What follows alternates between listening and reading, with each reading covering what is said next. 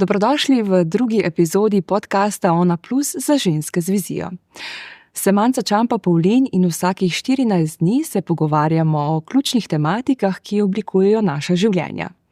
Danes se bomo dotaknili ene najglobjih tem, smrti in opolnomočenja po življenjskih preizkušnjah.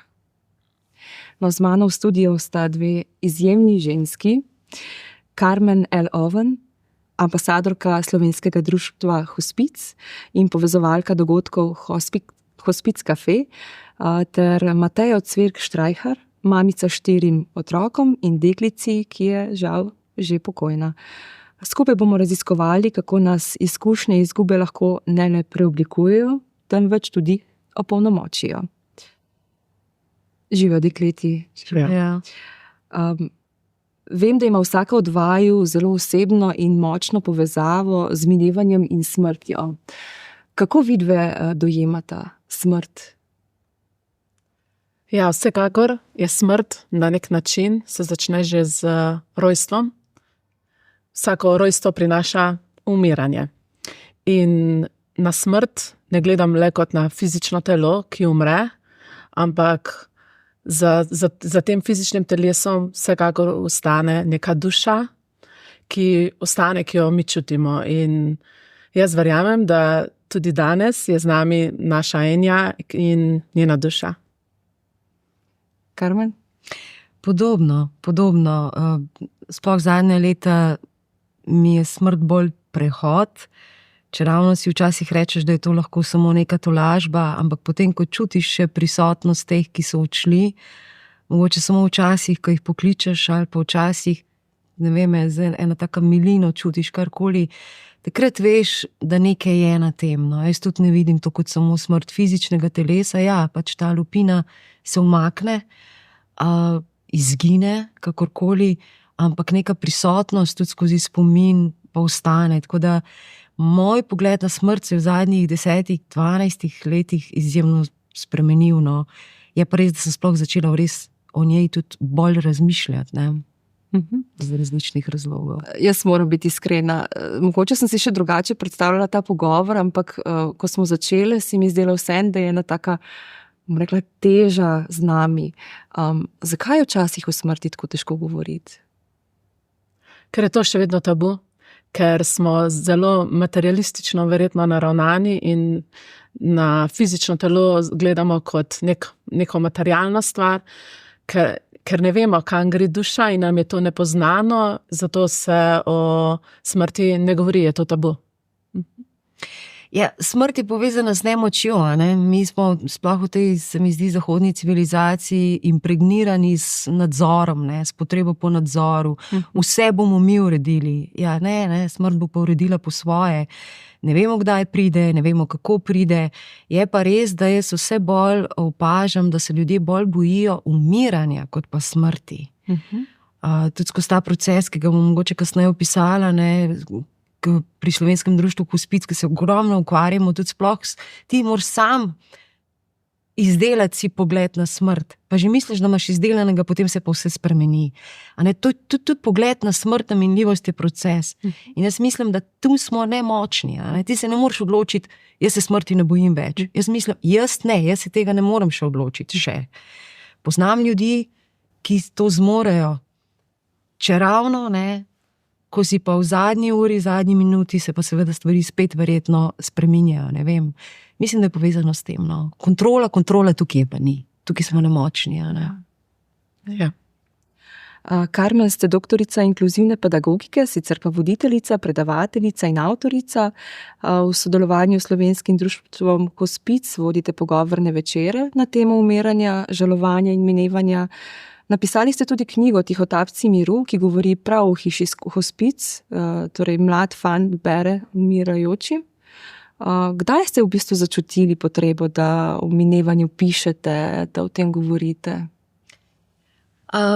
Verjetno se je začelo že z 2 spontanima splavoma, ker takrat sem se res počutila popolnoma nemočno, ne? In jaz sem morala nekaj s tem narediti. Kam dati ta dogodek v svojem življenju, da 2, ki sta bila z ljubeznijo spočeta, izgineta, ne? Ker mi vemo, da pa ne izgineta, ne? Telo se že spreminja, tako da na tem mestu bi najprej rada rekla, da vsa dekleta, ženske, ki čutijo splav kot smrt, v redu je, ker je. A ne? Jaz sem imela velike težave potem, recimo, da tega nihče ni videl kot smrt, ne, saj še nič ni bilo. Ja, zame je bilo že vse, a ne, ker se je že telo spreminjalo. In takrat enkrat sem ugotovila, da se še niti ni bilo, pa je že minilo. A ne. Kaj naj zdaj s tem? Pa še ni bilo tako močno, ne, ker potem sem kmalu zanosila z sinom, 13-letnim, in seveda se potem to malo umakne in če ne predelaš, te dohiti, in mene je, a ne. No, potem je pa itak, ko je bil sin pač še dojenček, je moj oč, se je začel proces umiranja mojega očeta in to pa res ni bilo lepo. Ne. To je bilo pa pač v sobi za umiranje na oddelku bolnišnice in takrat sem rekla, ne. Morali bi se dati drugače, ker živimo v civiliziranem svetu. Vse so vse naredili, kar so lahko, ampak to ni bilo v redu. No in takrat sem začutila, da moram. Želela sem pač moj medij je beseda, pisanje, in v tistem trenutku sem enostavno začela pisati knjigo o hiši hospic, v kateri bi jaz rada umrla, recimo, ko bo prišel moj čas. Ne? In to je pač hiša z modrimi polkni nad klifom na Primorskem, seveda to je vse domišljijsko, ampak poanta je pa bila odnos v tej hiši, a ne? Kako se ljudje med sabo, a ne? Ker na kakšen način se pogovarjaš s človekom, ki izteka življenje iz njega, tukaj in zdaj, ne? Se iz nas tudi, ampak nimamo tega občutka, a ne? Ko ti pa telo začne odpovedovati in tako naprej, je pa verjetno malce drugače. Tako da ja, enostavno me je minljivost zadela, tako, ne? Skoraj me je malo klofutala, pač z očetovo smrtjo, potem je še moj brat pri 46 padel pod srčnim infarktom iz nič. To je tudi zadetek, ne, hud, kar naenkrat popolnoma zdrav človek, na srečo je preživel in je danes zelo v redu. Ampak ja, to so vse stvari, ki te, ne, na nek način streznijo, zbudijo.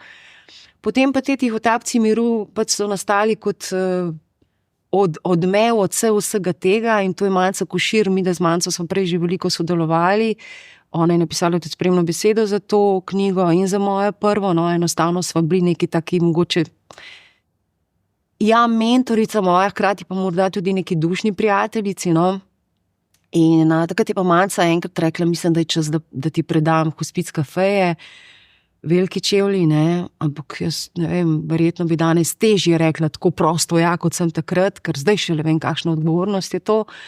In sem se podala, ne, v to in to je zdaj 7 let na pač Hospic kafejev, mislim, da zdaj jih je več kot 70 že. In če se vrnem na bistvo tvojega vprašanja, Manca, minljivost ima dve tista, ne. Ena je tista fina, ki si rečemo, ko imamo vsega dosti, tudi to bo minilo in smo veseli, da bo tudi to minilo, a ne. Druga je pa tista, da bi radi zadrževali stvari, ki so nam lepe, krasne, pa vendarle minevajo, a ne. Zdaj pa na kakšen način znotraj tega minevanja zadržati to lepota. Ja, tako da si skozi tukaj. In to mene minljivost uči. Ne zgubljaj dneva, ne zgubljaj minute, to ne pomeni, da že vladam, nikakor, še vedno sem tečna tja v en dal, še vedno, a ne, ampak me pa tako vsake toliko časa dregne, ustavi se, ne, tukaj in zdaj, a ne, poglej otroka v oči, poglej sebe v oči, ne vem, dotakni se sebe, opazi partnerja, poglej ga z druge strani, take malenkosti, ki so po resnici te jagode življenja, ne, na nek način. Sploh verjetno, ko je taka izguba, kot je pri tebi, ne, predvsem pa najbolj zato, ker pač kljub temu, ne, živimo in potem, kot si rekla, nas življenje klofuta, ker pač doleti vsakega izmed nas, ne, pa pač naše bližnje, svojce, pač zadeva nas na različne načine, ne, in iz nas preoblikuje, ne. Če tudi najprej klofuta, ne, je lahko potem, ko to nam rekla, sprocesiraš ali pa sprejmeš, ker težko je kar sprejet, ne, to je vse proces, ampak če začneš to z druge strani gledati, kot pa morda daritev v smislu, da je to neko dodatno učenje, pa ne govorim zdaj o teh new age-ovskih, ne, duhovnostih, primoran si pogledati drugače. Ja. Mateja, vi ste po poklicu učiteljica Waldorfske pedagogike. Pri rosnih 6 letih ste izgubili mamo. Pred 6 leti ste se soočili tudi z izgubo hčere. No, v letošnjem letu ste napisali oziroma izdali knjigo z naslovom Življenje po njej, v kateri v bistvu pripovedujete o svoji največji življenjski preizkušnji, predvsem po moči ljubezni, in o tem, kako presegati smrt in o pomenu, ki ga ima samo žalovanje na poti k ozdravitvi. Kdaj ste mogoče v teh najtežjih trenutkih, kako ste recimo našli vero, da bo vse okej? Še danes ne vem, če sem iskrena. Vsekakor je zelo pomembno, da smo obkroženi z ljudmi, ki so nam blizu, da mi je partner stal ob strani, da sva skupaj hodila po tej poti žalovanja, da sva si tudi dala prostor, da je lahko vsak žaloval na svoj način, da se nisva obsojala, ker verjetno bi bilo najlažje kar obležati, pa se smiliti sam sebe, ne? Ampak mene sta doma čakala 2 sinova, ki sta me rabila, in jaz sem že zaradi njiju mogla poskrbeti, da zopet zaživim, ker sem želela, da imasta neko lepo otroštvo, in verjetno ravno odgovornost do njiju oziroma ljubezen, ki sem jo čutila, me je tako močno ukrepila, da sem lahko šla nekako naprej oziroma da lahko zdaj zopet živim.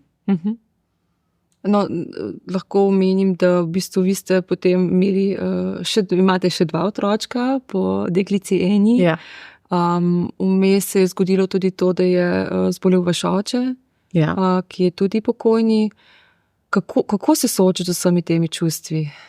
Kaj vas je vse v bistvu tako... Prijateljica pravi, da me je mogoče že v ranem otroštvu, ko je umrla mama, začela življenje pripravljati na govor o smrti, o žalovanju. Potem je umrla Enja, seveda naše življenje je šlo na čisti reset. Potem pa leto po njeni smrti je umrl še oče, ki mi je bil vse.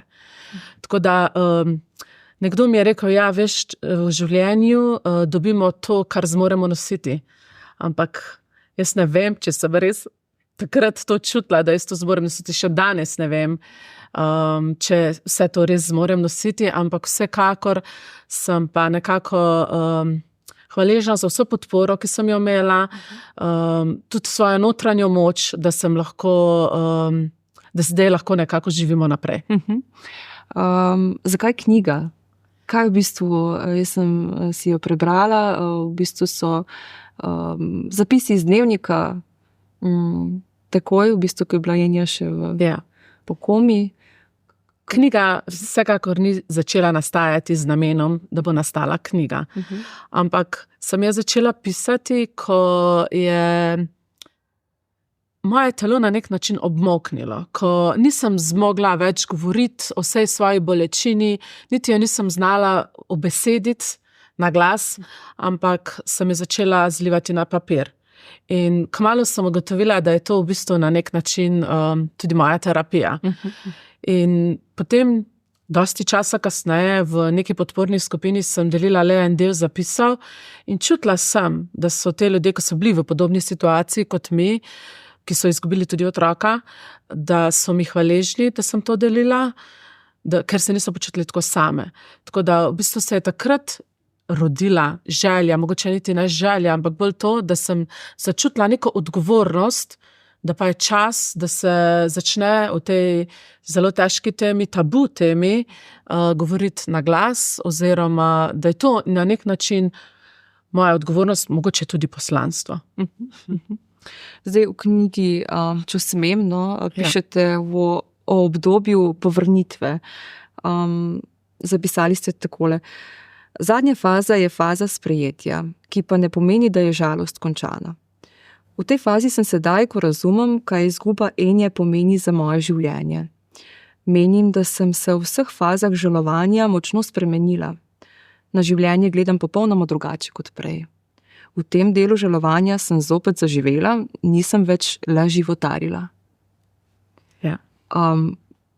Govorili sva prej o tej obdobji povrnitve, torej na začetku ste šli skozi različne faze žalovanja. Pravite tudi, da pač so te faze pri vsakem posamezniku malo drugačne, ne? Ja. Kako ste se znašli v tem obdobju povrnitve? Koliko časa je trajalo ali pa kako je to vse skupaj? Ja, takoj na začetku bi rada povedala, da žalovanje ni linearno, ni tako, kot bi mogoče kdo pričakoval, da je prvi teden težko, naslednji mesec mogoče se že lažje diha, čez eno leto pa si v redu. Ne, nikakor ne, to je mene kar fejst presenetilo, sploh ker mogoče stroka zelo togo to opisuje, oziroma zdaj se že mogoče malo spreminja tudi to. Ampak je res linearno, prihaja v valovih in na nas je, kako gremo čez te valove, kako jih zmoremo prebroditi. In ko greš čez to najhujšo fazo, akutno obdobje, ko je res veliko joka, ko sem se počutila, da se je na naše življenje spustila neka megla in nisem videla neke svetle točke, ampak v določenem trenutku sem se mogla odločiti, da je dovolj, da zdaj je pa čas že zaradi sinov, že zaradi potem tudi drugih 2 otrok, ki sta bila še v bistvu dojenčka majhna, da res začnem živeti, ne samo čakati, da dan mine. In ne morem reči, kaj točno konkretno je pripeljalo do te odločitve. Sigurno je tukaj sklop vsega, pomoči, ne vem, smo se tudi selili, mož je menil službo, več stvari se nam je poklopilo in lahko rečem, da smo tudi malo imeli srečo, da smo lahko to doživeli oziroma da smo prišli do obdobja povrnitve, ker ni vsakemu to dano. V knjigi ste tudi zapisali, da to, če se vi smejite ali pa če ste radostni, še ne pomeni, da ste zdaj na njo pozabili. Najbrž ste mogli najprej to sami sprejeti, da ni nič narobe s tem. Ja, absolutno je to. Pride tudi smeh, saj smo imeli doma 2 fanta, ki sta me tudi spravila v smeh, ampak jaz sem se takoj začela kriviti. Kako lahko se zdaj smejim, če pa mi je hčera umrla. Ampak ne, v vsakem dnevu se je bilo pomembno tudi nasmejati, ker je bilo to neko zdravilo za mojo dušo, da sem lahko vsaj delček dneva videla neko svetlo točko, ki me je tiščala naprej, gnala naprej. Tako da, ja, tudi smeh ne pomeni, da žalujoče ne žalujemo. Tudi solze v določenem obdobju jih zmanjka, jih ni, se ne moramo jokati. Tako da smeha ne moramo obsojati. Karmen, kako so pri vas potekali te faze žalovanja, kako vi to? Najprej, jaz lahko ostanem samo brez besed v taki moči, ne, kot pač kar govori Mateja, ker si ne predstavljam, ne, skozi kaj vse ste šli. Vem pa, predvsem skozi te procese tudi v Slovenskem društvu Hospic, ne, ker so me res tako vzeli zelo za svojo, jaz sploh nisem imela nobenega namena se ukvarjati v resnici življenjem. Sej, ko ste omenili smeh, ne, ravno zdaj sem v procesu zaključevanja enega izobraževanja za prostovoljce, ampak to pomeni res, to je zelo hardcore izobraževanje, to je res v resnici hoja k sebi. Ne. Mi se sploh ne pogovarjamo veliko o drugih, mi se pogovarjamo o sebi. In mi se toliko nasmejimo, ne, da ko pridemo včasih iz izobraževanja, cvetoča, vesela, nekdo vpraša, čakaj, nisi ti, ne, bila, ne. Ampak tudi na Hospic kafejih je tako. Ja, tisti, ki spremljate, mi se ogromno presmejimo. Je to zdravilo?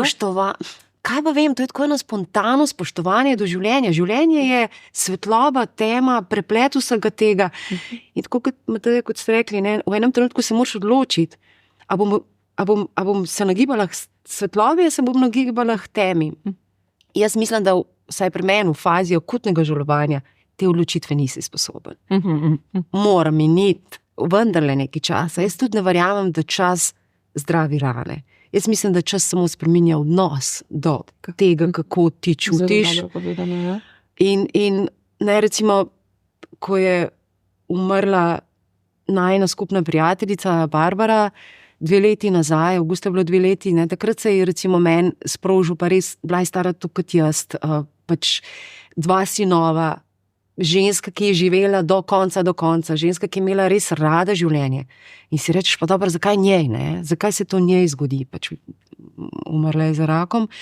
In takrat moram reči, ravno skozi najine pogovore sem dojela pač, da je res stvar, ko zmoreš, stvar odločitve, kako boš gledal na življenje, a ne?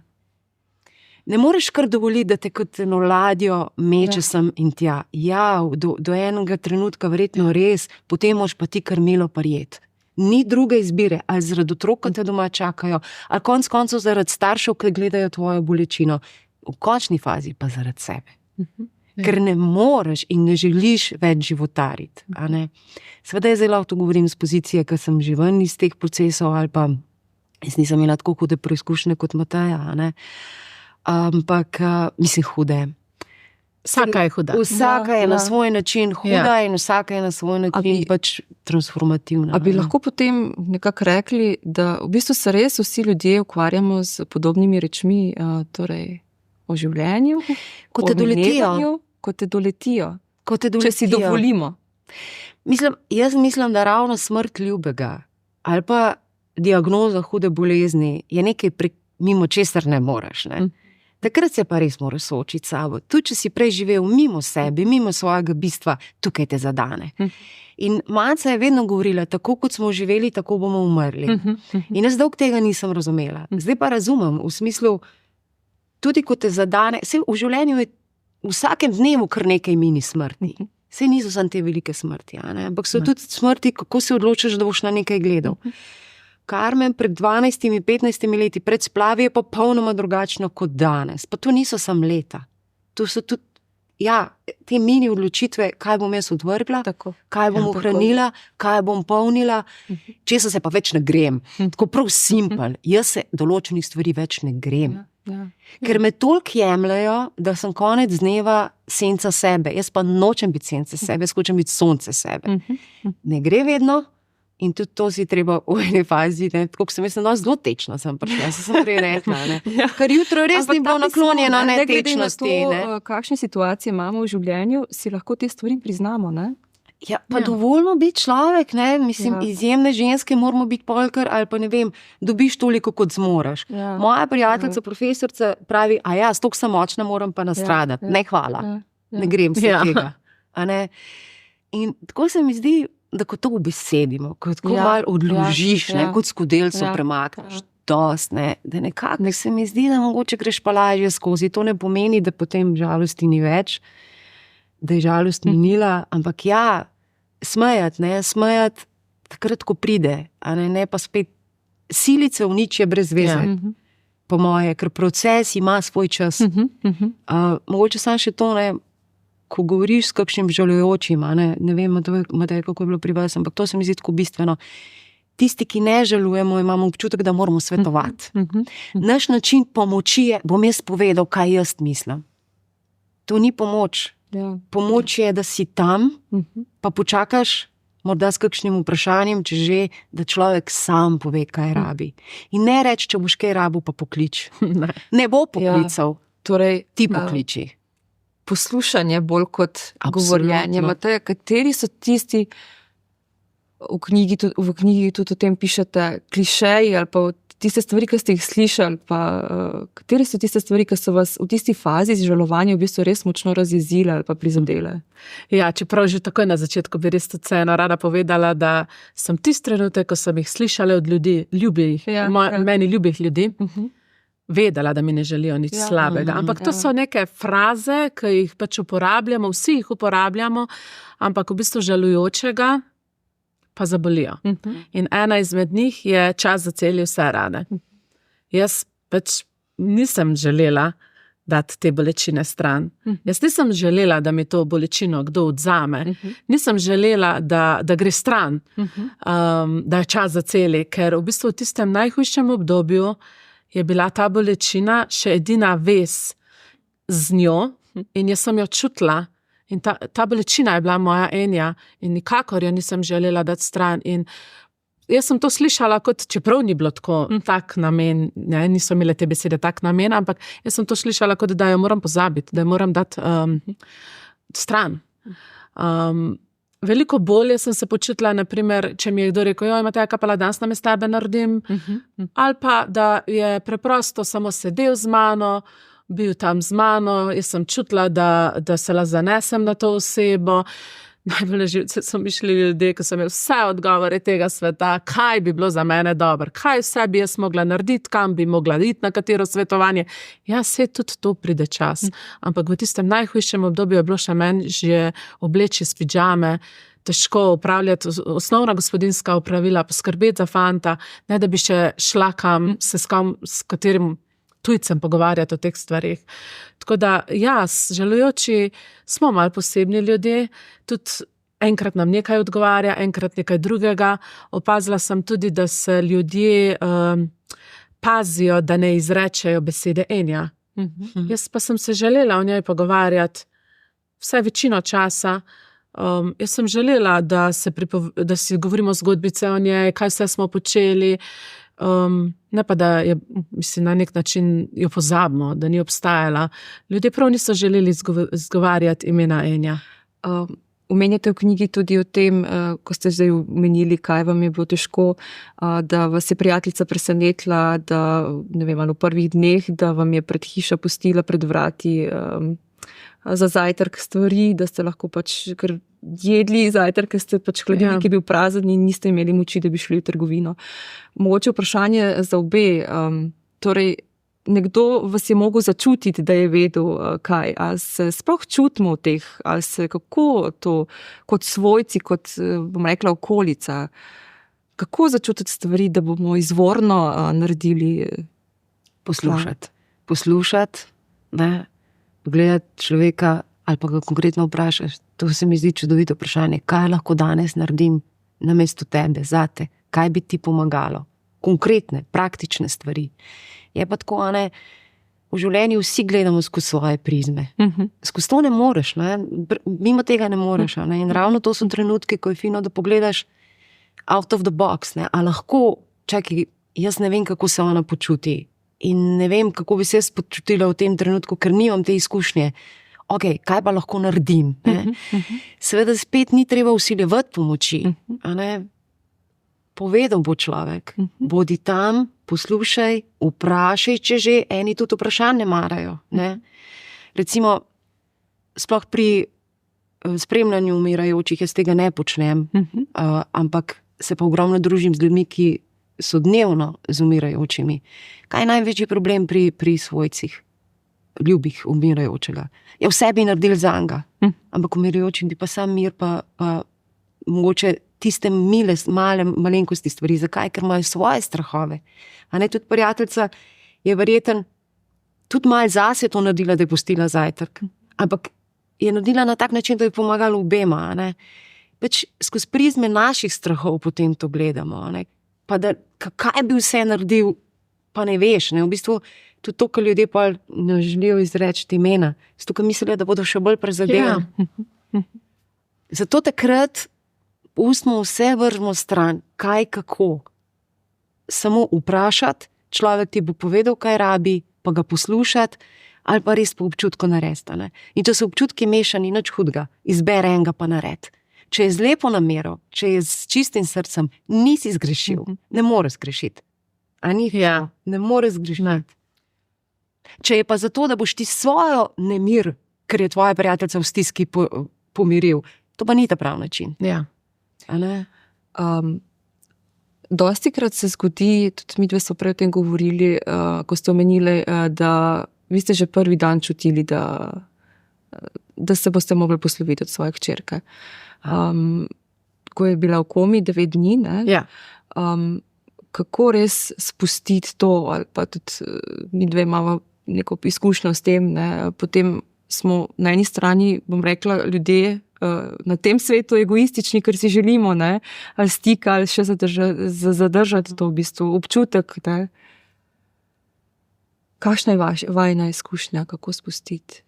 Ja, v bistvu, ko je bila Enja v komi, v pediatrični, se telo na nek način obvaruje pred to hudo izgubo oziroma stisko. Je jaz sem postala čisto topela, sploh nisem vedela točno, kaj se dogaja, oziroma niti nisem želela vedeti.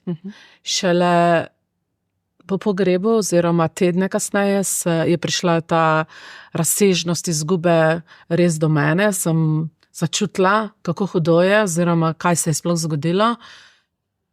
In zelo pomembno je pač, da si to dovolimo, bolečino spustiti k sebi, da si dovolimo, da ji damo prostor in čas, da je z nami, ne da jo potiskamo stran. In tudi čustva, ki so se takrat rodila, kot so, ne vem, to so negativna čustva, o katerih se ne govori, jeza, krivda, strah, ljubosumje. Jaz sem imela zelo močno fazo jeze, jezna sem bila na cel svet, jezna sem bila na sebe, na bližnje, tudi na Boga, na krivda, da nisem dosti pazila, da sem jaz kriva, da se je to zgodilo. Potem strah me je bilo, da se bo še komu do kaj takega zgodilo, ali pa ljubosumje. Bila sem ljubosumja na vse mučke tega sveta. Ampak pomembno je, da si dovolimo ta čustva čutiti, spustiti k sebi, jih zanalizirati, ker šele potem jih lahko na nek način spustimo. Jaz sem jih, lahko rečem, z solzami odplaknila. In žalost je del življenja, tudi jok je del življenja. Ni treba, da smo ves čas samo nasmejani, kot, ne vem, mogoče socialna omrežja to od nas pričakujejo, ali pa družba, ampak tudi jok, žalost je del nas in nič ni narobe. Jaz sem se spomnila, moje prijateljici, ki pravim druga mama, moja druga mama, ona pravi vedno, da je žalost pospravljanje po srcu. Jaz moram reči, da mi je ta misel tolikrat pomagala, ne? Ker žalost si vzame čas. Ne? Jeza ima mogoče to dobro stran, da pride, porazira, pa gre. Ne? Žalost se pa usede in je tam in je tam in je tam in že malo gre, pa spet pride. Ampak, tako kot imate rekla, vse to je del življenja, no, ampak kar se tiče pa tega spuščanja. Jaz sem videla pri očetu, dostikrat se zgodi tudi iz izkušenj zdaj iz hospica, da ljudje čakajo določenega človeka, ljubega, bližnjega, da je pripravljen, da ga spusti, da lahko grejo. In to so agonije. Ker umirajoči ve, kdaj mora iti. Telo je že vklopilo program za umiranje. In velikrat je boleča duša tista, ki drži še človeka pri življenju. In boleča duša je lahko posledica nerešenega odnosa, nezaključenega odnosa. Kolikrat ljudje grejo tako res lahkotno, ko pride sin, ki prej ni bil, ne vem, par let prisoten.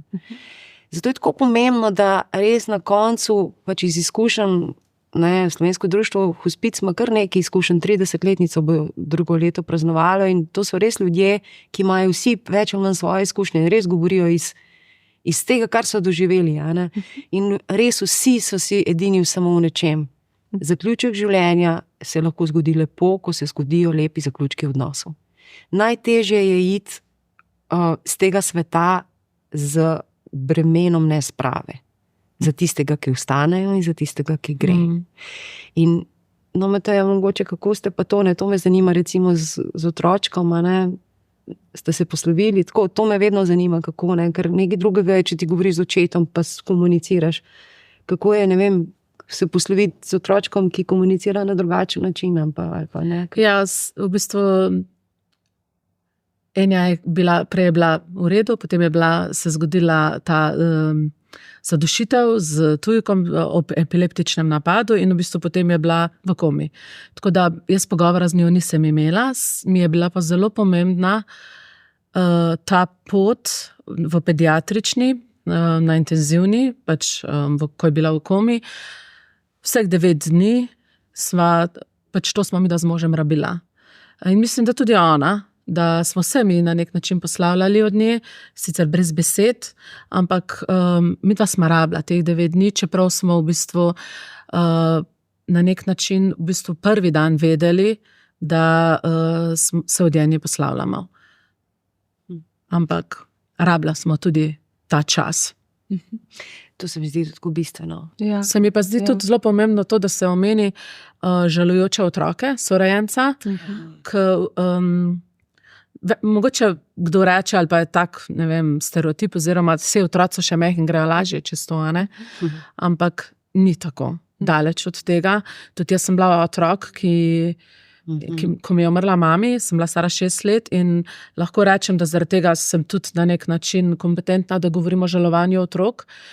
In ja, mi da smo dovolila, da se prideta v pediatrično posloviti in vsak se je notranje poslovil na drugačen način.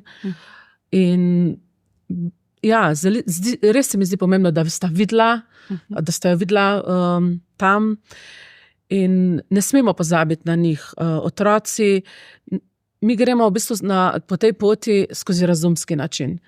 Lahko tudi kaj preberemo, znamo svoje čustva obesediti, znamo koga vprašati za nasvet, otroci pa ne znajo. Otroci grejo pa zgolj skozi občutke in ne smemo jih spregledati. Mi dva smo se ogromno z njima pogovarjala, sva tudi te terapevtske pravljice jima brala, skupaj smo jokali, tako da na otroke nikakor ne smemo pozabiti. Kaj pa rituali? Kako so pomembni rituali na poti zdravljenja, po izgubi? Ja, ne vem, sam pogreb, ki je nek ritual, je bil zame velik stres. Jaz, če v resnici povem, se ga sploh ne spomnim dobro. Vem, da mi je bilo grozno rokovanje s to množico ljudi. Jaz sem bila tam zaradi verjetno drugih. Veliko bolje sem se počutila, ko smo mi z družino doma prižigali svečko, ko smo, vsak je potem povedal neko misel eni, jaz sem ji na primer povedala, da jo pogrešam, sinova sta povedala, kaj sta na primer počela tisti dan, kaj sta se igrala. Ampak to je bil naš ritual, izhajal je iz nas in to je bilo v bistvu na nek način tudi naše zdravilo. In meni je bilo lepše ob teh res naših ritualih. Torej ustvarjali nekih novih ritualov, ki v bistvu nimajo nič s težo pričakovanj drugih. Torej, zakaj bi, vem, da ste tudi v knjigi omenjali, težko je čez praznike, težko je čez obletnice. Takrat je najtežje. Tako, torej, lahko kot intima, kot nek ožji krog ustvarjajo, se ustvari nek nov ritual, ki... Ja, naši prazniki sigurno, mi smo družina, ki vse zelo na veliko praznuje. Ja, ampak vseeno so pa dobili naši prazniki tudi nek nov element in to je ta otožnost. Ker ob teh praznikih jo absolutno takrat je najtežja, najbolj jo pogrešamo, ampak je del nas, jo vključimo. Ne vem, tudi ko ima ona rojsten dan, se pogovarjamo o tem. Lansko leto bi mogla iti v prvi razred, pa smo se s fanti pogovarjali, kot bleščic bi imela njena torba. Tako, pač ona je del nas še vedno. Lahko mogoče glede teh ritualov, prej smo se tudi ritual poslavljanja. Vsak ga doživlja, tako kot je Mateja rekla, čist po svoje. Niso nujne besede. In predvsem je fino. Takrat, težko si polno prisoten, ko se ti to dogaja. Ampak recimo, jaz se spomnim, moj oče v bolnišnici ni želel jesti od nobenega več, razen od me. In to je bilo najina sprava, najino slovo. Ker sva bila tudi v konfliktu, ker moj oče je umiral malo je bil sam kriv, tudi alkoholizem pa to, in da to umiranje ni bilo lepo, nikakor ne, in on ni hotel z tega sveta, in seveda čutiš to trpkost, da ne želi. Ampak ritual poslavljanja, jaz v enem trenutku, jaz sem bila doma, imela otroke, ki sem ga dojila, in jaz sem se v enem trenutku, to je bilo zame zelo težko se odločiti, a boš ustrajal z dojenčkom doma, ki je začel mleko vam pluvati zaradi stresa, ali se bom vračala k umirajočemu očetu v bolnišnico. In takrat sem se pač odločila za mojega otroka, ne proti atiju, ampak enostavno za pač to novo življenje, ki me je toliko bolj rabilo, in sem naredila ta obred poslavljanja pri sebi, z nekim svojimi, ampak se mi zdi, da te obredi so izjemno pomembni in ni dovolj samo eden. In deli obrede, dokler jih rabiš. Je še vedno recimo tudi za moje 2 angelčka, ker pač najina 2 angela, ki nista z nami, pa sta z nami, pač po splavih. Recimo eden od zelo pomembnih obredov za mene je bilo, da sem jaz to povedala mojemu sinu. Da ima on bratca pa sestrico, ki bi bila starejša od njega in se dostakrat, koliko bi bila zdaj stara, ne? In sva jim dala imena in vse in kakšno je, Govorimo, ne? Ja. kakšno je to olajšanje, ker ti potem nič več ne skrivaš. In ko ne skrivaš pred drugimi, ne skrivaš pred sabo. In je tako res, čeprav sta pač samo tam nekje v etru, sta del najnih življenj, naših življenj in moram reči, da mi to velikrat pomagata, ne. Kot jaz si potegnem tako k sebi kot angela, ki čuvata tudi, ne vem, zdaj bi šel moj otrok prvič sam v svet, bil je v Londonu in sem jo prosila, ne, čuvajte mi ga na podzemni, ne. Se mogoče neumno, ampak meni pomaga. Vsak mora najti, kaj njemu pomaga. Nekdo, ki je zelo strogo racionalen, verjetno bo to rekel, kaj ta ženska govori.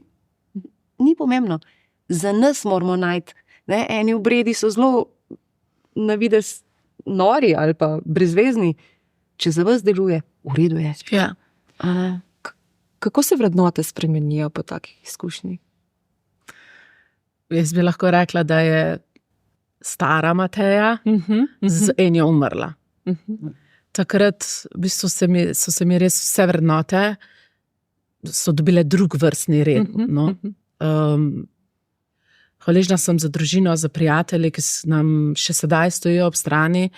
Potem tudi za svojo to notranjo moč sem hvaležna, da lahko sedaj mogoče o tej težki temi govorim na glas, mogoče tudi komu pomagam.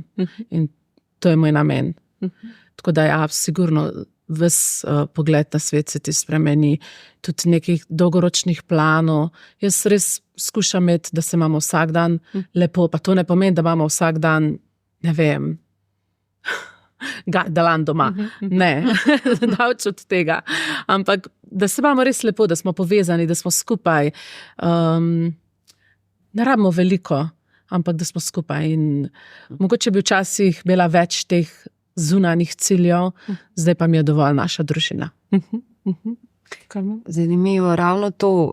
Jaz sem tudi vedno tako orientirana na ven, v smislu, kaj vse ono še dosež, pa to, ne, pa doktorirati, pa to. In v resnici tudi vsi pogovori na Hospic kafeju me najprej obrnejo nazaj noter. Ne. Zelo me tako, včasih me iskreno tudi iritirajo, ne, sej ni samo fino. Včasih sem utrujena od teh tem. Potem, ko se pomirim in ko se obrnem se navznoter zato, da se sama sabo pomenim, da pač najdem spet tisti vir lastne moči, potem se pa spet usmerim navzven. Na to, kar pravi Mateja, da pa mogoče širiš pogovore o tem, kot so mi rekli, ne, ambasadorka, to sem pomeni, da sem jaz glas. Vseh tistih, ki mogoče ne morejo spregovoriti o tem, pa ki mogoče tavajo v neki žalosti, v nekem žalovanju in se krivijo in se sprašujejo, so nori, so...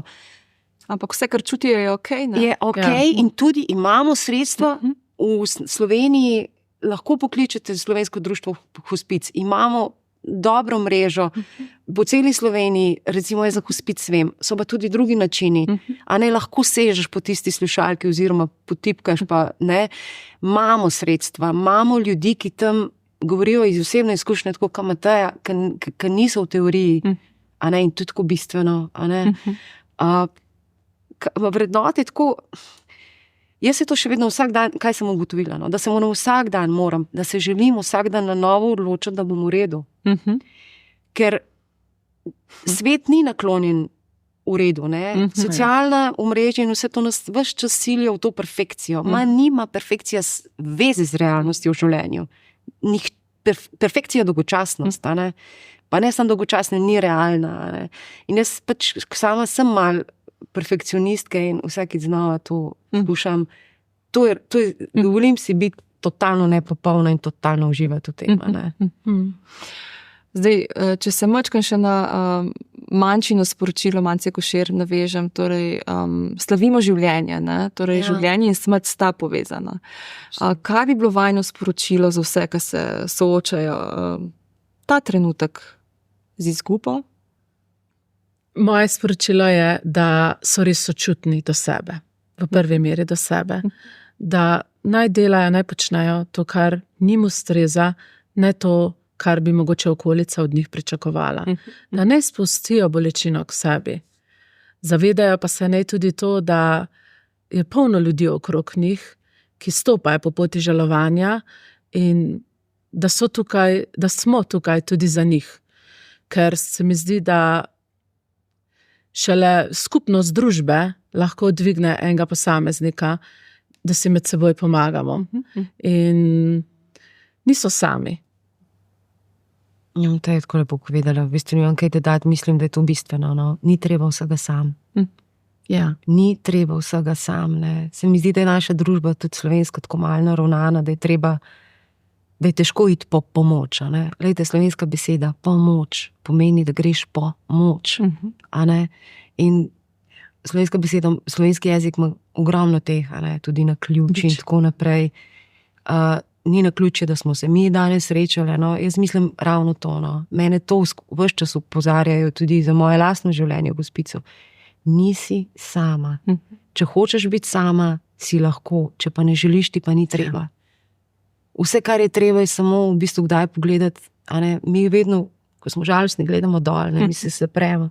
Samo odpreti se, gledati gor, pogledati sočloveka v oči. Eni bodo znali pomagati, eni ne bodo znali pomagati, eni bodo želeli, eni ne bodo želeli. Najde se. Potem res se najdejo podobne energije, podobne zgodbe in je lažje verjetno, ni treba biti sam. No. Tako. Hvala. Hvala tudi vam, ker ste bili z nami v tej poglobljeni in močni epizodi podcasta. Še posebej hvala obema za iskrenost, za vse besede, ki ste jih namenile sebi, meni in vsem, ki nas gledajo. In če vas življenje postavi pred preizkušnjo izgubo, ne pozabite, tako kot si omenila, Karmen, v žalovanju niste sami. Smrt je del našega bivanja, a prav v teh najtežjih trenutkih lahko odkrijemo moč in globino, ki jo prej nismo poznali. Se vidimo ponovno čez 14 dni.